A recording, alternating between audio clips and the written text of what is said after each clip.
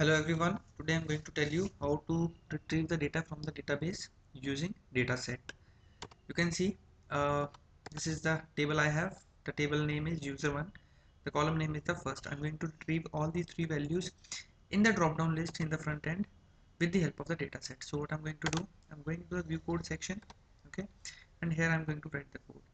The very first thing is you need to remember you always have to include these three namespaces using system.data, data.sql, data.sql client, and after that you need to write a code. So I'm going to make my own function as I have earlier told you, public void say data, okay, and I'm going to write the code inside of it.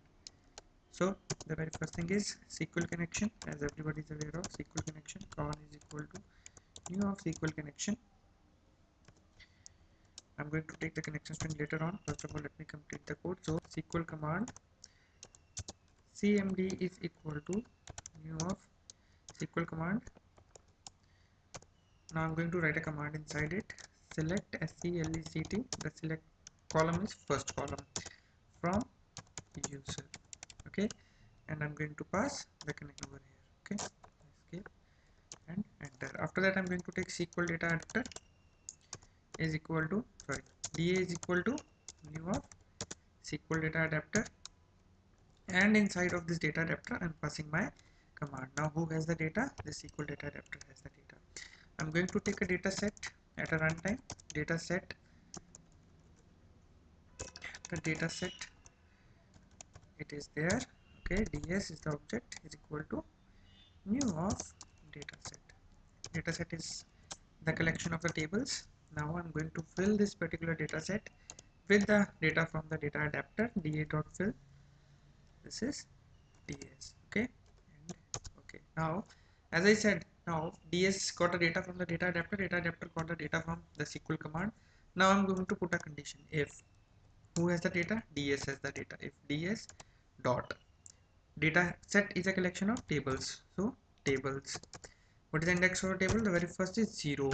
Now dot rows dot count greater than 0. Then if this condition is true, what I'm going to do, I'm going to call the values inside of drop down list. 1 dot data source is equal to ds dot tables 0, and from this table what exactly the data I am fetching, it is drop down list 1 dot data text field is equal to, what is the value is coming from the backend, the first column value, and after that I'm going to bind this data dot data bind. Okay, now you can see this particular thing. So everything has been completed.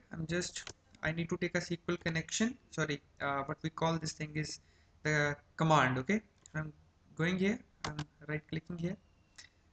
Okay, let it be there, properties, and in the properties you can see control C is the connection string, and I'm pasting this connection string inside the double quotes, control V, and I'm replacing this particular thing with double slash, calling this thing inside of data at a page load. So as soon as this page gets loaded, the code will run. So let's execute this particular thing. Click on to the debug section and we'll wait for a moment. As you can see, the thing is on process. So let me see whether the data is fetching from the database or not. Okay, wait for a moment.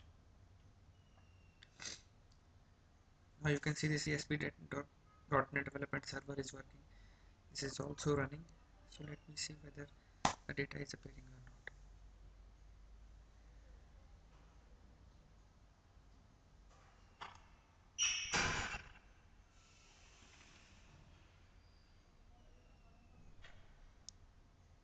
It is taking too much time, I think so. There's an error. Okay, so the error is user. It's not user actually, it is user1. Okay, so it is not possible to do this thing over here. Stop debugging and let me write user1 here. Okay, now control S and let me execute this thing once again.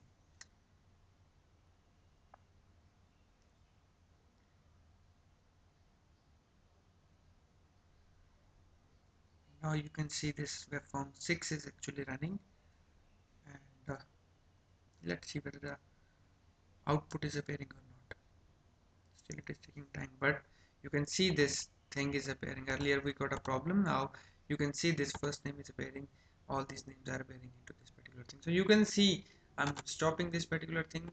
Okay, you can see that I have taken this particular data set. Data set is nothing but a collection of different tables, and with the help of data set I successfully retrieve the data into the drop